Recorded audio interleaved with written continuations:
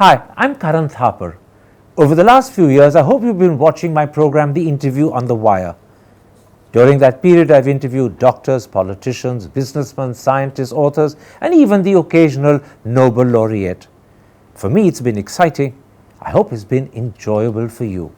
But these, as you know, are tough times, and if this program is going to remain bold, independent, and sometimes even defiant, then I think we need your support. At the end of the day, it's a truism, but editorial independence is best defended by the viewers. So if you would like this program to remain the way it is, forthright, outspoken, and interesting, then would you consider supporting us? All you have to do is to click on the description at the bottom. But more than anything else, I hope you will continue to watch the interview. Your viewership means an awful lot to me.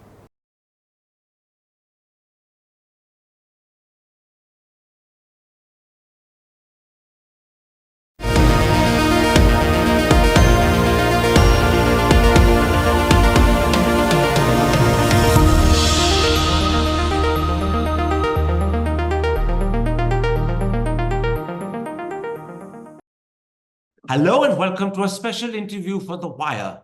With the key difference between the government and protesting farmers becoming a matter of national concern, I'm talking specifically about the minimum support price for crops. We raise two critical questions today.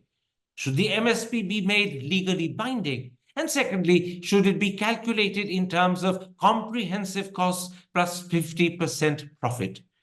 Those are the issues I should raise today with one of India's highly regarded agricultural policy experts, Devinder Sharma. Mr. Sharma, let me start with a very simple question. Why do you believe that the minimum support price for 23 crops being made legally binding is the right way of helping farmers? Well, there has been no other way to help farmers. All these years, we have tried all different kinds of permutations and combination, and yet Indian farmer is in a deep, deep distress. And when I say that, I think we would need a little bit of statistical backing to make people understand. How come farmers are at the bottom of the pyramid? We must see the latest situational assessment survey for agriculture households that the government brought out. And for the year 2019, which actually was presented in 2021. And that report says very clearly that the average income of a farming family in India, or agriculture household, I would say, is rupees 10,218 per month. Now, 10,000 rupees being the average income per month, and this includes this is actually for an agriculture household, which means somebody may be working as a Manrega worker, somebody may be working as a tea shop owner or something like that, and the average income for the household is just 10,000 rupees. Now, if you were to calculate what is the average income of a farmer, or let's say when I say farmer, I would say only from farming. If is we don't include non-farm activities, it comes out to be 27 rupees per day. Now, at that kind of a level, how do you help farmers to get out of that deep crisis, as I mentioned? I think we have tried. Everyone has said that Indian farmers. Everyone has said that Indian farmers, need to raise productivity, and we blame farmers for not being efficient and so on and so forth. But the fact of the matter is, after so many years or so many decades, this is what the average income is. So I think the only way forward is to make a legal or provide a legal mechanism for minimum support price. I hear what you say, and I want to pick up on something. In the first instance, you say that the average income of agricultural households is just 10,218 rupees, and the income that farmers get specifically from farming alone, rather than non-agricultural activity, is just 27 rupees per day. And there's no doubt that both are appallingly low. But you began your answer somewhat differently. You began by saying that the reason you support making the minimum support price for 23 crops legally binding is because, I'm quoting you, there's no other way. You said we've tried all permutations and combinations, and that suggests that this is the default option, the only option that's left. Well, I think let's be clear. I'm talking about, in all these decades after independence, we have worked hard on saying how to improve farmers' productivity. But I think we have ignored about farmers' welfare. and the result is before us. And I only presented the latest situational assessment survey. But if you look before that, in 2016, in the economic survey itself, it was mentioned that the average income of a farmer in 17 states of India, which means roughly half the country, the average income that the survey presented was just rupees 20,000 per year, which means less than 1,700 rupees per month. Now, I can't, as I have often said, that I can't even rear a cow in 1,700 rupees a month. And then you imagine, farming families living in 1,700 rupees per month in half the country. Let me then, at this point, put some of the arguments to you that are made by the other side so that you can rebut them or at least reply and respond to them. To begin with, how do you respond to Ashok Gulati, who in an interview to me last week said that making MSP legally binding for 23 crops would be anti-farmer? He says when the MSP is higher than the market price, private traders will refuse to buy, thus either leaving farmers with unsold surplus or forcing the government to step in and buy practically everything. The first, he says, would be a disaster for farmers. The second would have adverse budgetary and fiscal implications for the government. How do you respond to that key point made by Mr. Gulati? Well, I think responding to a particular economist may not be fair, but I think the school of the thought school that prevails all over the world is that we must leave farming to agriculture, to farming to markets. That's what is the dominant opinion. And the fact of the matter is, in reality, markets have failed farmers everywhere in the world. Let me make it very clear. Whether it's America, whether it is Canada, whether it is the European Union, whether it is Australia, markets have failed farmers. And if markets were so efficient, please tell me, why is the OECD, the Organization for Economic Cooperation and Development, providing a domestic support of $100 billion every year to farmers only in Europe? And if you look at the total subsidies OECD provides is about $260 billion for agriculture for the OECD member countries, which is the richest trading bloc. Now, if you look at America, in America, every farmer gets a subsidy support or domestic support of about 79 lakh rupees every year. That's the kind of support American farmers are given. Now, that clearly shows if markets were efficient, there was no need for the governments to pump in money. Now, Okay. when it comes to India, no, but let me complete, Karan. It is important to understand how it is working out today. When it comes to India, OECD tells us very clearly is that since the year 2000, from the period that they began calculating the producer subsidy support for the rest of the world, they have found that India is the only country where farmers are Bhagwan Bharose. In the countries where farmers are in the negative zone, the governments support them by budgetary support to see that the losses are covered. Okay. But the OECD says in India, it's the only country in the world. So that's what has happened all these years. I hear what you're saying, but let me, in response, cite a survey that was quoted by the Business Standard on the 16th, which is just 5 days ago. It's a survey done in 2018-19 by Ashok Gulati and others, and it says that only 8.8% of agricultural households sell any crop under MSP. Professor Gulati has told me that that figure now today would be 10%. So clearly, if MSP is not a concern for 90% of agricultural households, why then should it be made legally binding? Well, it doesn't mean if 10% farmers are getting the benefit of MSP, that the rest of the country doesn't want MSP. Let me make it very clear. The school of thought is present in such a manner that it confuses the ordinary citizen. Now, I use the same statistics. When Shanta Kumar committee was set up, I raised this question before the committee, and it was found out that 6% farmers were getting MSP at that particular period. Now, Parliament has been informed that 14% farmers in India get MSP. The fact of the matter is 86% farmers are dependent on markets. If markets were so benevolent, do you think farmers are foolish that they would demand MSP to be a legal right? Why do you think farmers don't know all these things? Secondly, the fact of the matter is if only 14% farmers are getting MSP, the need is to provide for the rest of the 86% farmers also. Then only the farm income will go up. Can I interrupt?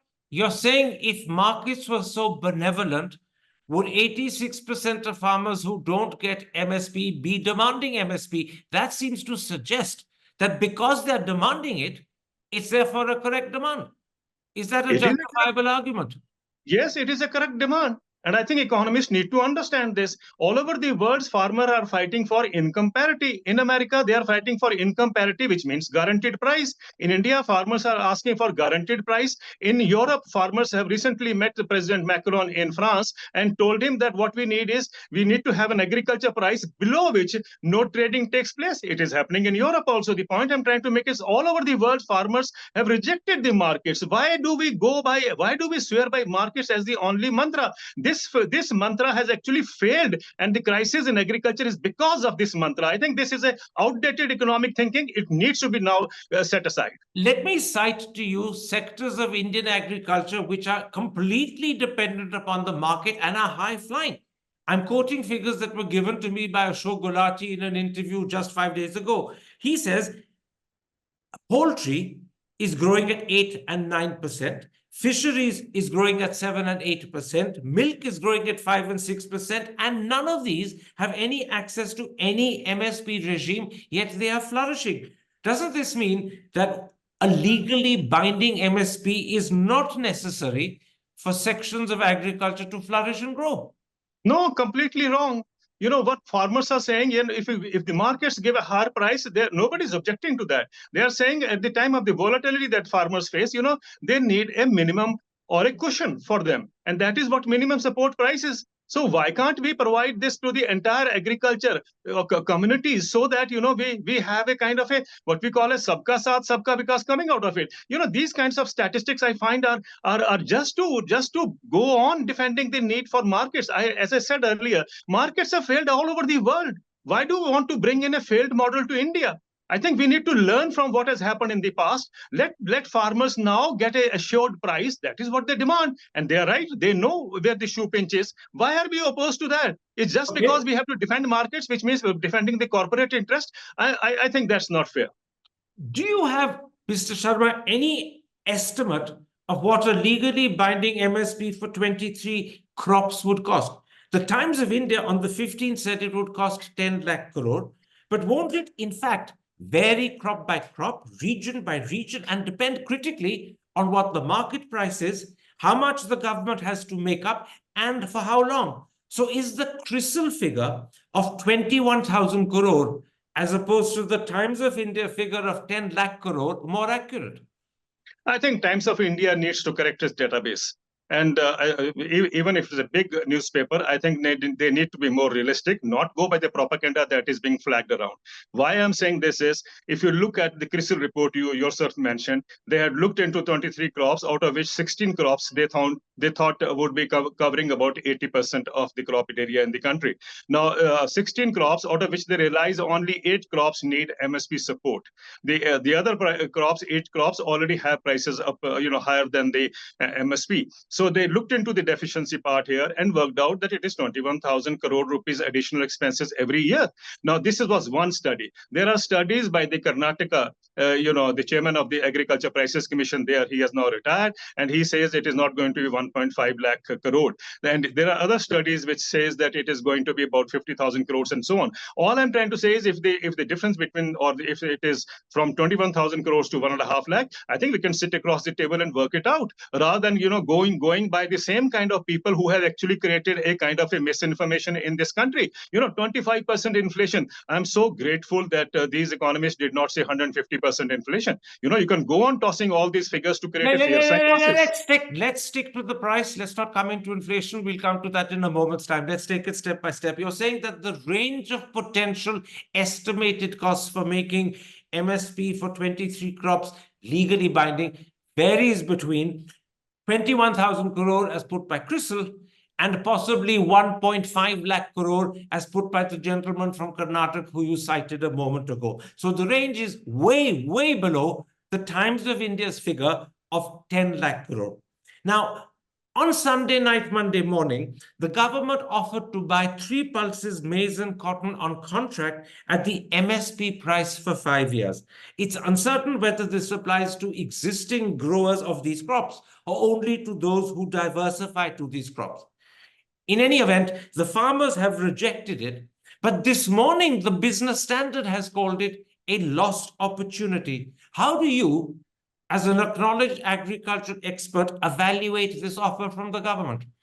Well, let's be very clear. This is not something new. There is no out-of-the-box thinking that it has been projected as. The reality is, since 1980, when Professor S.S. Johal, a distinguished economist in Punjab and distinguished economist for the country, he had worked out or presented a report on crop diversification. Then another report was presented some years later by the same economist. And then, of course, in Punjab, every year we have been talking about how to diversify from wheat and paddy crop rotation. All these things have been discussed, and even the former chief economic advisor Subramaniam had also presented this, as the option of moving on to pulses and so on. So there is no out of the box thinking. Let's be very clear about it. Business standard, I don't know, because they have to protect the business interest. But I think let's be very clear. What is actually demanded by farmers was not a crop diversification formula for Punjab.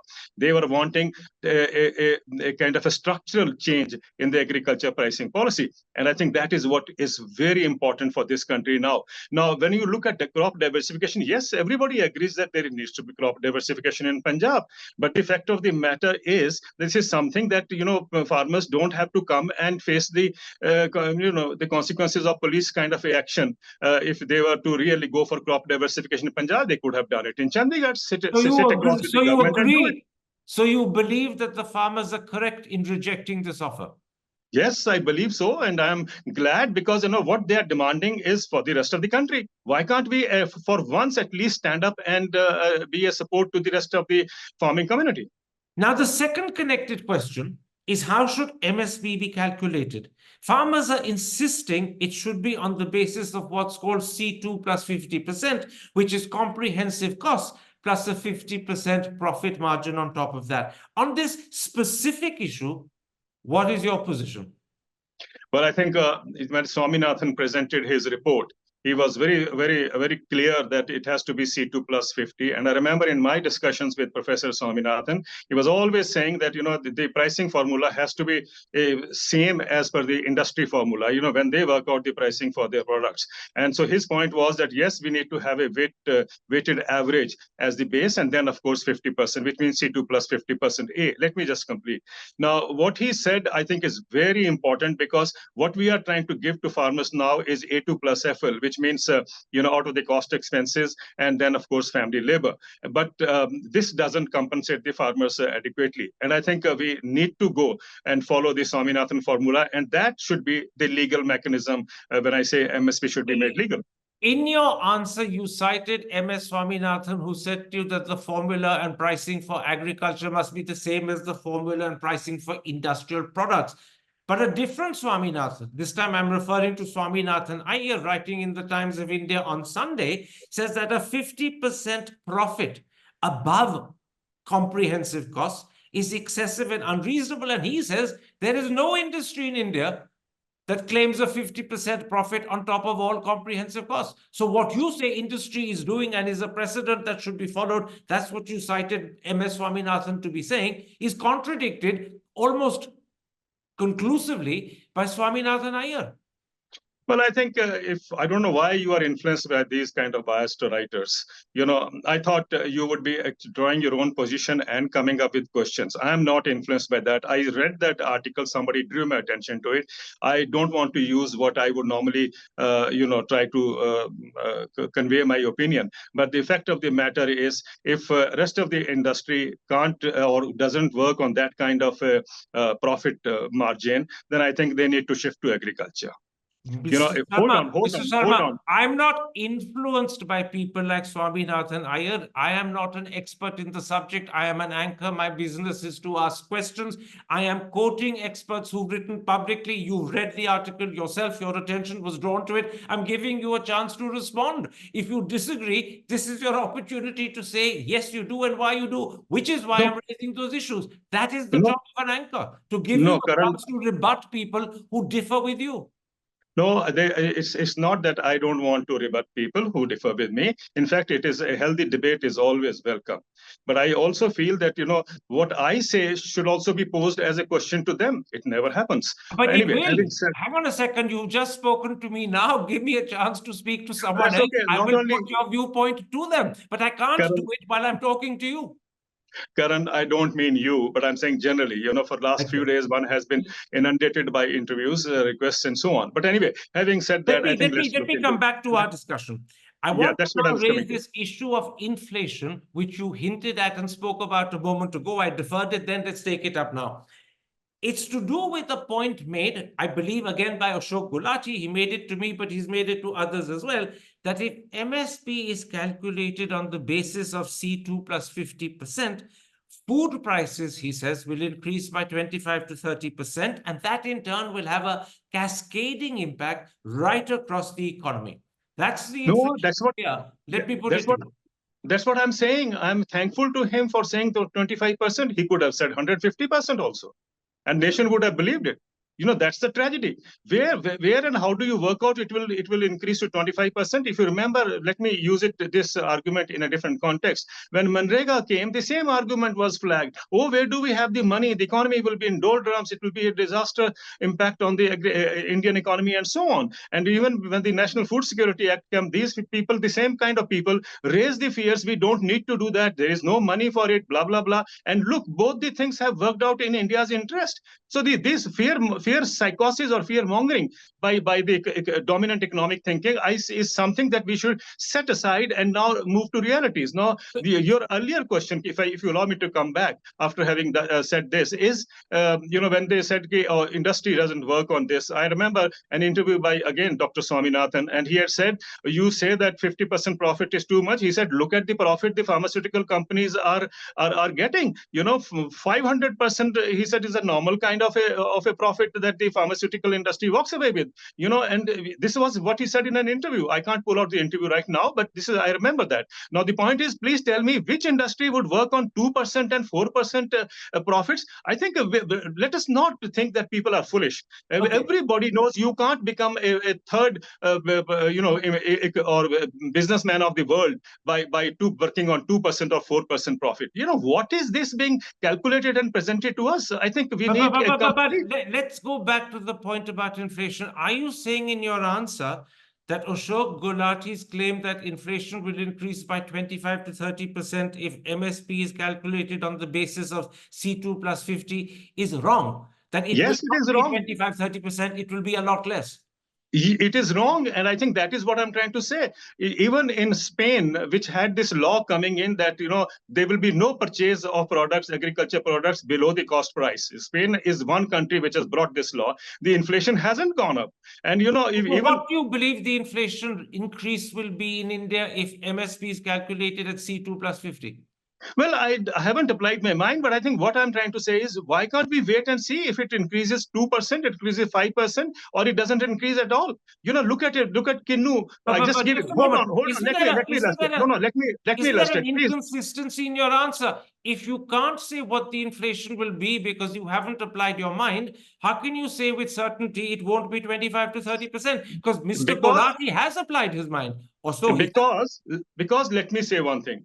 The prices farmer gets are very low, and the market pays the price which is very high. I just give you the example of Kinnu. Kinnu is being, farmers are throwing at 5 rupees per kilo. In the market, it's available for 50 rupees per kilo. There is already a room there, which can absorb that kind of inflation that somebody is warning against. Even in France, when the prices were raised, the government did say supermarkets should reduce their profits percentage. Now, the point I'm trying to make is, this is not only example for Kinnu, but if you look at example for most of the crops that farmers throw on the streets often, you will see that the consumer prices have always been very high. So the need is actually not to control the farmers' prices or see that the farmers' prices don't go up. The need is to see how you can at least bring about a kind of a regulation where the prices don't shoot up the manner it is already going up. Let me put to you a second concern that would arise if MSP were calculated at C2 plus 50%. It's to do with the fact that this government is committed to buying, for the next 5 years, I believe, free wheat and rice to feed 800 million people.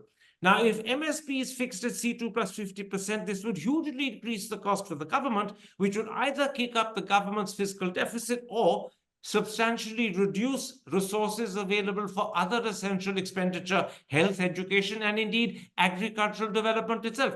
This could be a major problem for the government.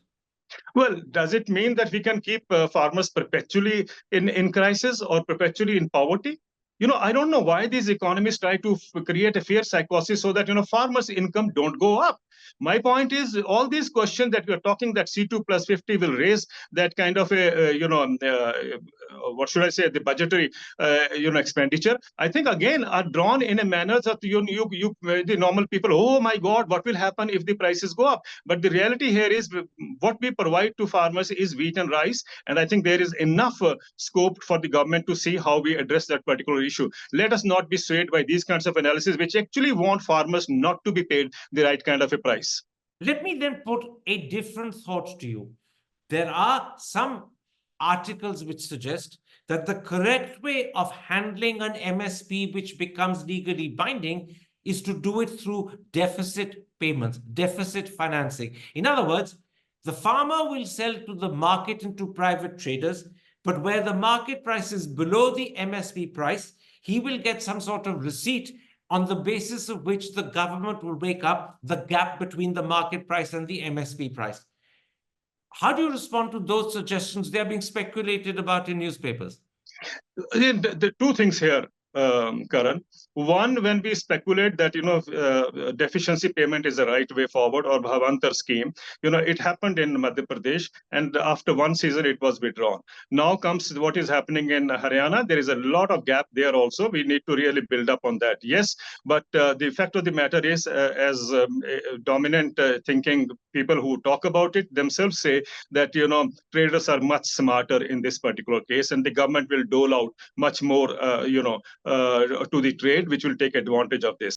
Let me at this point, Mr. Sharma, put to you a second concern which people say would arise out of the fact that MSP will be charged at C2 plus 50%, which is a lot higher. This is to do with the fact that the government gives free wheat and rice to some 800 million people. They say this would hugely increase the cost for the government, which would either kick up the fiscal deficit or financially and substantially reduce resources available for other essential expenditure, such as health, education, and indeed agricultural development itself. How do you respond to this concern, which could create a small crisis for the government? In fact, we should be very grateful to farmers for producing that kind of a surplus, which the country has is available for the country to distribute to the poor people of this country. I think that is a role that farmers have played, remarkably well. Now, if we were to import this food instead of growing the food here, imagine the cost India would have incurred to import this food and then supply it to the poor in this country. I think we need to look into this gap of pricing and the availability of produce in the context of what would have it costed if government of India was to import so much of food to feed 80% or 80 crore people in this country. I think that is something we should also work out. You can't be just blaming the cost of the produce here and then say no, we don't want to give farmers a higher price. If I understand correctly, you're saying don't look at the cost of providing free wheat and rice to 800 million people in terms of the MSP cost of procurement. Look at it instead in terms of the fact that you might have to import it if you weren't producing it, and that cost would be a lot more. That's what you're saying. Yes, that's one way of looking at it. The second way is, yes, when the situation comes, if the farmers get a higher price, these are also the people who are the producer is also the consumer. And in any case, majority of the farmers, if they go to bed hungry, I think that is also a kind of a share of the population which would take care of its own needs also. So there will be less requirement for this kind of distribution of food. Let me put a wider thought to you, Mr. Sharma. There is a view that rather than help farmers through a legally binding MSP, they should be given income support, which I believe is the practice in China, where you also have agriculture happening on very small holdings. Income support would mean that farmers are free to decide whether they want to spend the money on seed, on power, on fertilizers, or whatever. Income support would give them the right to decide for themselves. How do you respond to that viewpoint? When I first raised this issue that farmers need direct income supports, the same kind of thinking lashed out at me, saying this man doesn't understand in a market economy how can we provide, or how can we see that the income flows from the federal sector to the farmers. That's what was, thrown at me. And I remember when the government finally went in for PM Kisan scheme, where they allocated 6,000 rupees made an entitlement of 6,000 rupees per year to farmer. The same economists turned around and said, it's a master stroke. Now, when we are saying that MSP has to be a legal instrument, the same kind of argument again comes up that we should go to the direct income support. When I was talking about direct income support, there were people who were opposing it. Now, but let's not get lost in the past. What is your position? No, but we have to learn from the past. We have to learn from the past. My question is a little different, Mr. Sharma. What is your position today? Should income support be the better way of helping farmers rather than legalizing MSP? Well, I think let's be very clear. The demand for legalizing MSP is the correct demand by farmer, A. Now, B, we must also understand that in India, when we try to legalize MSP, we will see that a large section of the farmers who do not have a marketable surplus will be left out. Now, these are the farmers who, maybe including landless and so on, these are the people who need to get direct income support. So we should have two mechanisms. One, make MSP a legal right, and B, to those who do not have a market surplus, we need to increase the direct income support and bring them under that PM Kisan scheme net. So we need both. We need both. Let me end by putting two further ideas to you and see if you concur or disagree. Clearly, the real concern is to find effective ways of increasing the real income of farmers. How do you respond to the view that rather than grow, and to take this as an example, rice in Punjab, where it's clearly an environmentally unwise choice, we need to incentivize Punjabi farmers to move towards higher value agriculture where there is fruit, vegetable, livestock, fisheries, and in a sense, the three commodities the government was talking about on Sunday, pulses, cotton, maize. We need to incentivize them to move in that direction. How do you respond to that view? Again, I don't know why do we have to be driven by the same market economy thought. And this is what the argument all over the world is. We need to go for value addition. We need to shift to cash crops and so on and so forth. The fact of the matter is, if you really want to incentivize Punjab farmers, give them a legal MSP, because then they have the choice to shift from paddy to other crops where they know they will get the right kind of a price. It is assured. B, we have to incentivize farmers there, because if we were to shift from, let's say, paddy to maize, I'm just giving an example. If to maize, the fact of the matter is that the net return from the maize cultivation will not be equal to the net return from paddy. So you need, beyond even MSP, you will need to incentivize farmer further so that he has an incentive or an attraction to move from paddy to any alternative crop for that matter. Yes, so this is required. So you're saying two important things. But hold on. Can I just clarify? You're saying two important things. One, if you want to encourage farmers to diversify, to take your example from paddy to maize, you need an incentive that is higher than the MSP because the return or yield for maize is lower than the yield for paddy. Therefore, you'll have to offer the farmer much more than just the MSP for maize. There'll have to be an additional amount. That's the first thing you're saying. And if I understand your answer correctly, the second thing you're saying is once you have a legal MSP for all 23 crops, farmers will automatically decide as individuals whether they want to continue growing rice or wheat, or whether they want to move to some of the other 21, provided it's feasible on the land. In other words, that legalized MSP itself could encourage farmers to diversify if they want to. Yes, because, after all, they have to take a call, and they have seen all these years since the 80s that I was talking about, all the various permutation and combination that were presented, farmers didn't go for diversification. In fact, the area under paddy has gone up to a record this year. And we also know that this is primarily because there is no such alternative in the form of a net return to farmer. And I think the government has to focus on that. That is the primary objective, that if we really want to diversify, we should do that. Secondly, the focus on value addition and and so on. In the light of also saying that we need contract farming, 5 years contract farming for pulses, or what the government proposal is, why are we trying to bring in the same laws which were there earlier, which have been withdrawn by the back route now? I think what we need, if we really are helping the farmers, please, there's no need for national NAFED or NCDS to be adopting a kind of a contract farming. What we need is actually, just like the FCI procures, we should ask NAFED and other agencies to also procure. But the bottom line is this, if I understand correctly, and correct me if I'm wrong, that if you want farmers to diversify, not only do you need to offer them an MSP for the crops you want them to diversify into, but in some cases, maize being the example, you may have to offer more than just the MSP because of the problem of return and yield that we've discussed. In other words, make the incentive a credible, meaningful incentive, and farmers will themselves decide to diversify. That's what you're saying, aren't you? Yes, that is true. And you want me to go on, or? No, if that is true, then that's a sufficient answer. Let me end by putting to you a problem that many say is the problem that arises out of the attitude of government. I'm not just talking of the Modi government, I'm talking of Indian governments historically. It's said they have a pro-consumer bias. They care more about controlling inflation for urban, non-agricultural populations than they care about helping farmers increase their real income. Do you agree that this pro-consumer bias is the problem that lies at the bottom of everything?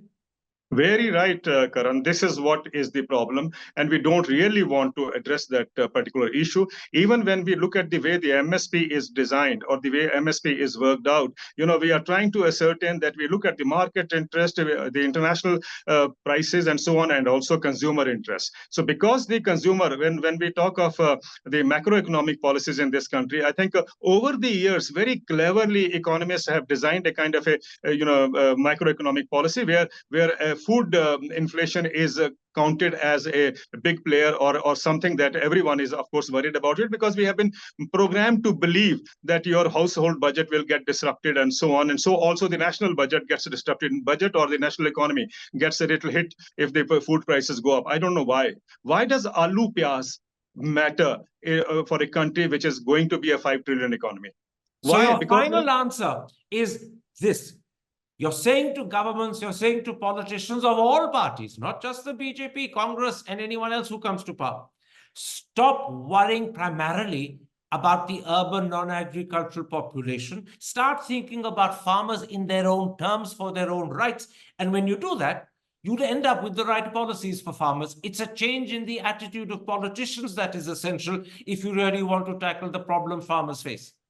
No, if you really want to see that the farmers get the right benefit, I'm not saying you stop worrying about consumers. Whatever you want to do for consumers, please do it. But I think we need to keep a gap here. We need to see that farmers do not have to subsidize consumers. Farmers have to be paid the right price for what they deserve, what they have produced, and what it is worth. Rather than worrying about how it would impact consumer prices going up. Now, just a minute. Now, why I'm saying this is, if this was done earlier, believe me, agriculture would not have been in the kind of distress that we see it now. And this is the only way forward. Please disconnect both the things. Take care of the consumers, take care of the farmers. That is what is required. And I think the only way for Prime Minister's vision to be realized, that Sabka Saath Vikas, Sabka Vikas, is if you make agriculture economically viable and profitable. That's the only way. Yes, Mr. Sharma, as you say, we are today paying the cost of decades of a pro-consumer bias in the government's attitude to farmers. Thank you very much indeed for this interview. Take care. Stay safe. Thank you. Bye-bye. Hi, I'm Karan Thapar. Over the last few years, I hope you've been watching my program, The Interview on the Wire. During that period, I've interviewed doctors, politicians, businessmen, scientists, authors, and even the occasional Nobel laureate. For me, it's been exciting. I hope it's been enjoyable for you. But these, as you know, are tough times, and if this program is going to remain bold, independent, and sometimes even defiant, then I think we need your support. At the end of the day, it's a truism, but editorial independence is best defended by the viewers. So if you would like this program to remain the way it is, forthright, outspoken, and interesting, then would you consider supporting us? All you have to do is to click on the description at the bottom. But more than anything else, I hope you will continue to watch The Interview. Your viewership means an awful lot to me.